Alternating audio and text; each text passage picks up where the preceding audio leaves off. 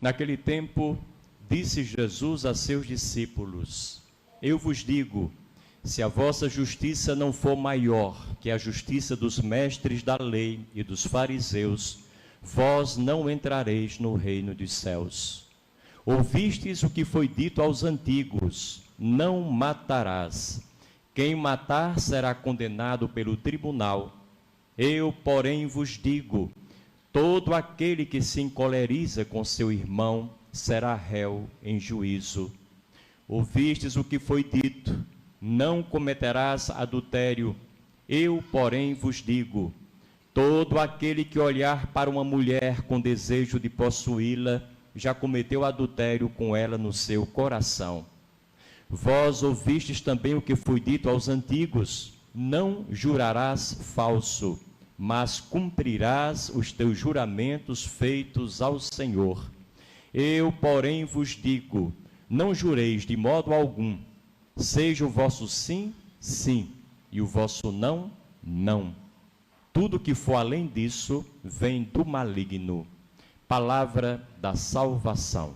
Então, caríssimos irmãos e irmãs, prezadas crianças, obrigado por terem aceito o convite e vir aqui, sentar-se aqui à beira do altar comigo, para escutar, participar mais de perto e mais atentamente desse primeiro momento da missa.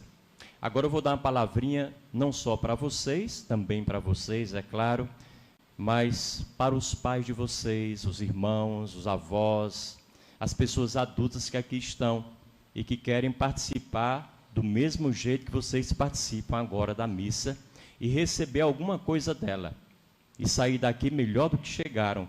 É isso que a gente vai agora oferecer numa pequena reflexão. Então eu conto com a atenção de vocês, daquelas outras crianças que estão por aí e de todos, afinal.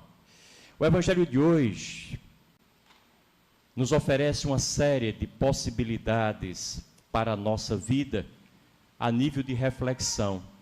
Jesus Cristo nos faz algumas admoestações, algumas advertências, por que não dizer algumas reclamações. Puxa-nos as orelhas, chama-nos a atenção sobre coisas que são importantes, para que a gente não erre muito ao longo dos nossos dias. A primeira coisa que ele diz, e acabamos de escutar: se a vossa justiça não for maior que a justiça dos mestres da lei e dos fariseus, vós não entrareis no reino dos céus. O que significa isso? Às vezes a gente acha que está sendo justo porque está cumprindo lei. Justiça para nós, via de regra, torna-se sinônimo de legalidade. Está tudo conforme a lei e nós somos cumpridores rigorosos dela, logo não estamos em nenhuma falta com Deus. Está tudo ok, tudo arrumado na nossa vida.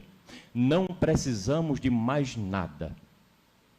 Só que justiça para Deus não é sinônimo de legalidade. Justiça para Deus é sinônimo de gratuidade. Nós somos justos na perspectiva de Deus, não quando fazemos aquilo que a lei pede, manda, ordena e nos obriga, mas quando extrapolamos a lei. Fazemos alguma coisa por pura graça, gratuidade, espontaneamente, porque queremos ajudar mais alguém fora do nosso ciclo de obrigatoriedade. Isso, por exemplo, a nível macro, alguém pode muito bem bater no peito e dizer: eu sou uma pessoa muito justa porque eu tenho muitos trabalhadores comigo e pago o salário mínimo a todos eles. Talvez Deus, ouvindo uma coisa dessas, dissesse: não faz mais do que a sua obrigação como cidadão, como empreendedor, como empresário, porque se não pagar um salário mínimo vai ser penalizado. Tem lei para isso. E a gente paga, se submete. A pessoa justa talvez fosse aquela que dissesse assim: eu, apesar do governo estabelecer esse salário mínimo, eu sei que eu posso dar um pouco mais. Seja em dinheiro, seja em cestas básicas, seja em subsídio, seja em ajuda aqui e acolá. Eu posso dar um pouco mais, porque eu ganhei mais com o trabalho dos meus trabalhadores. E aí a justiça deixa de ser puramente legalidade e passa a ser gratuidade. E é esse pedacinho que sobra entre a obrigatoriedade e a gratuidade que nos serve como senha para a nossa entrada no reino dos céus. Tudo aquilo que a gente faz por obrigação é apenas obrigação. Eu costumo dizer que se uma mãe de família chegar lá no céu e dizer, Senhor, eu quero entrar aí, eu tenho meu lugar já reservado porque eu fui uma boa mãe, uma excelente mãe, modéstia à parte. E todo mundo que me conhece é capaz de atestar isso. Talvez Cristo diga para ela, você não fez mais do que a sua obrigação. Inventou de ser mãe, que seja uma boa mãe. Que arque, porque eu lhe dei possibilidades de o fazer. Eu fui um excelente pai, não fez mais do que a sua obrigação. Eu fui um grande engenheiro. Na minha turma, eu fui aquele que mais obras fiz, me destaquei. Eu fui um grande pedreiro, um grande professor, uma ótima dona de casa. Fizemos a nossa obrigação e, inclusive, fomos remunerados por isso. Nos pagaram por isso. Às vezes mal, mas nos pagaram. Agora, quando eu vejo uma catequista que cuida dessas crianças e mais outras tantas na nossa paróquia e em todas as paróquias do mundo, eu tive agora semana passada em São Paulo e celebrei em algumas paróquias e participei de algumas atividades. Quantas crianças envolvidas na catequese? Por onde a gente vai? Quantas catequistas envolvidas no ensinamento dessas crianças? Por onde a gente vai? Então, a catequista dessas, que também é trabalhadora, ou que também é trabalhador, que faz sua obrigação, é capaz de extrapolar a sua obrigação. E um momento, 2, 3 da semana, o ano inteiro, às vezes anos a fio, deixam o espaço da sua obrigação e entram na dimensão da gratuidade, pura gratuidade, e vão cuidar dos filhos dos outros.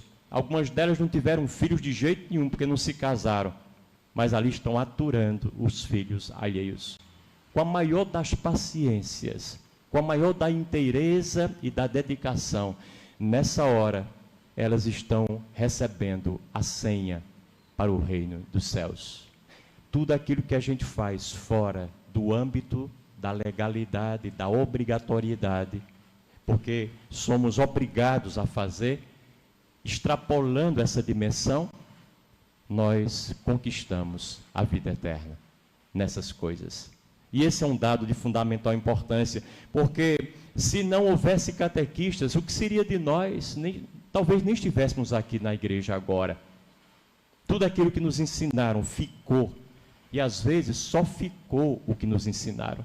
Não aprendemos mais nada além do que elas nos disseram há anos atrás. E é por isso que estamos aqui e somos gratos a elas. E eu falo de catequista para não falar de outras tantas pessoas que, na sua dedicação, deram de si para o bem-estar da humanidade, em setores os mais diferentes, os mais diversos possíveis. Então, esse é um primeiro dado fundamental. Segunda coisa que eu acho importante dizer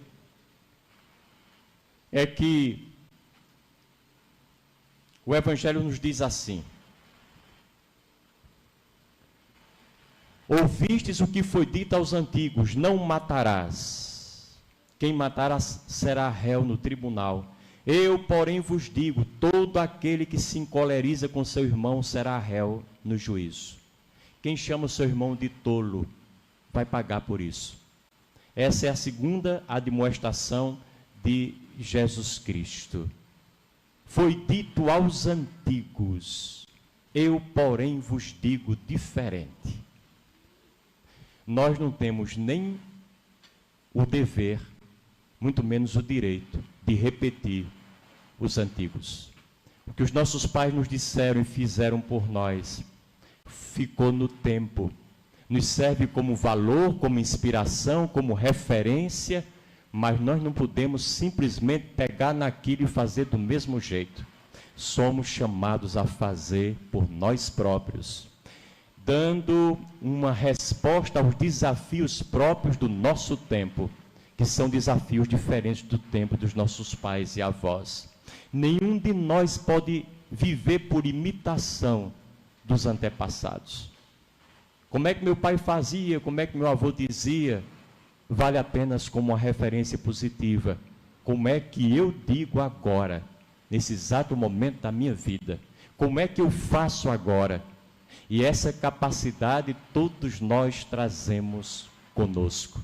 Jesus Cristo dizia: vocês farão as mesmas coisas que eu faço, e farão maiores ainda. Ele sabia que estava dando para nós o mesmo Espírito que esteve com ele o tempo inteiro. Lá na frente ele falava coisa semelhante: tenho ainda muito a vos dizer, mas não podeis suportar agora. Quando vier o Espírito Paráclito, vocês entenderão tudo, suportarão tudo. Esse é o momento da gente pegar na vida do jeito que ela é e dar a resposta que ela espera e precisa de nós, frente aos problemas que no mundo de hoje batem a nossa porta. Esse também é um dado de fundamental importância. Não temos de ser fiéis simplesmente à palavra de Deus lá no passado, que já faz 2000 anos que foi escrita ou mais, mas nós temos que ser fiéis ao Espírito de Deus quando lemos essa palavra hoje, fazendo diferente do que o próprio Cristo fez, e nem por isso sendo infiéis a Ele. Podemos fazer diferente, pensar diferente, dizer diferente, porque Deus nos manda, nos pede, nos inspira para isso. Podemos ser fiéis a Deus sem abdicar, sem abrir mão das nossas ideias, da nossa inteligência, da nossa própria palavra. Deus não elimina, não exige que nós abdiquemos de nós próprios, mas que usemos o melhor de nós. E se assim o fizermos, é Deus quem age em nós. E é por isso que Cristo diz com todas as letras: foi dito aos antigos, não matar, não roubar, não cometer adultério, não jurar. Eu, porém, digo. Aí diz diferente.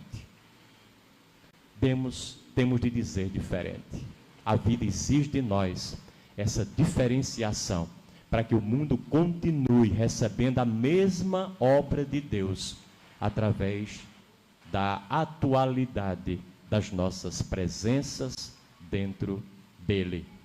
Depois, o Evangelho, quando diz assim: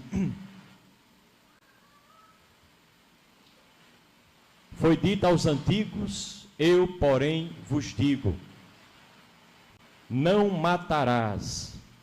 Entretanto, aquele que chamar seu irmão de patife, de tolo, será réu no julgamento. Tem pessoas que às vezes chegam para o padre e dizem: padre, olha, eu vim me confessar, mas não tenho assim pecados, porque eu não mato, eu não roubo, eu não firo as pessoas, eu não faço mal propositadamente, eu não minto uma mentira que pode estragar a vida de alguém, eu não levanto falso, então está tudo ok comigo. Às vezes, a gente se esconde de trás dos grandes pecados e não é capaz de assumir os pequenos. Os nossos maiores pecados não podem ser para nós uma desculpa, uma justificativa para nós nos isentarmos da responsabilidade das pequenas faltas. Eu posso não matar literalmente ninguém. Eu até desafio, acho que quem está aqui, por exemplo, hoje é incapaz de matar uma pessoa. A não ser, é claro, numa situação muito anormal, por uma legítima defesa, para se defender, às vezes involuntariamente pode o fazer, mas de sã consciência, planejadamente, não. Entretanto, a gente mata no dia a dia, quando não escuta, quando vira as costas, quando é indiferente, quando não ajuda, quando faz de conta que não percebe o socorro que o outro nos pede, quando a gente simplesmente declina da possibilidade de ser solidário às pessoas que precisam de nós e a quem nós realmente podemos ajudar. Há muitas maneiras de se matar uma pessoa. Então, não achemos que a nossa situação é menos grave em relação àqueles que cometem pecados maiores. Por quê? Porque também nós cometemos, ainda que seja os menores. E eles são cotidianos, são corriqueiros, acontece o tempo inteiro.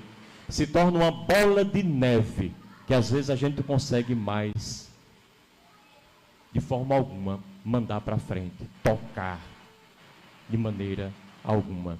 Então, esse é um terceiro aspecto que eu acho de fundamental importância.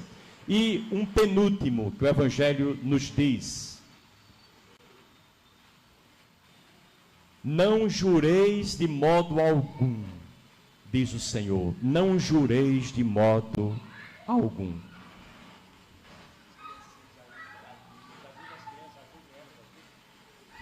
Vocês aqui que estão no altar, é assim. Os que são maiorzinhos, ajudam os menorzinhos a se comportar, tá bom? É como se todo mundo fosse de casa, irmãozinho, ajude aí, vocês, tá certo? E se um pai ou uma mãe perceber que está exagerando, ajude também. Que às vezes tem que ter a intervenção do pai, né? Não o da mãe. Pronto, já ajudou. Catequista ajudou. Essa capacidade da gente poder ficar sentado um tempinho, ouvindo coisas que nem sempre são as coisas que nós queríamos ouvir, ou fazendo coisas que nós nem sempre gostaríamos de fazer, ajuda a gente a ganhar disciplina. E a gente só ganha fazendo. E é por isso que eu as trouxe para cá, com todo o risco delas às vezes se comportarem um pouquinho de forma extrapolada, mas eu corro esse risco, para que elas possam ir ganhando essa capacidade de estar quietinhas, sabendo que é uma coisa de valor que está acontecendo, ainda que não seja diretamente para elas, é para os outros todos que aqui estão. Obrigado aí a vocês pela atenção. Vamos continuar e já terminar, tá bem? E essa é a palavra do Evangelho de hoje. Não jureis de modo algum. Eu tenho para mim que essa palavra, ela nos ajuda com os nossos juramentos, nossas promessas, nossos propósitos. Muitas vezes a gente faz promessas que não pode pagar. É muito comum pessoas procurarem a gente dizendo: padre, eu fiz uma promessa há 2 anos atrás para fazer isso, isso e mais aquilo, mas agora eu não posso pagar não. Deus me ajudou, eu recebi a graça da promessa, mas agora não tenho condições de pagá-la. Nunca façamos promessas que nós não podemos pagar. Deus não quer nenhum sacrifício da nossa parte, nenhum exagero, nenhuma mortificação, nenhum holocausto, nenhum sofrimento. Se o nosso Deus fosse esse, que faz permuta, que faz troca, de uma graça que nós pedimos, com o sofrimento que nós lhe oferecemos, esse Deus não serve absolutamente para nada. Eu quero distância desse Deus. Ele não me ajuda e não é digno do nome de Deus que eventualmente carrega consigo.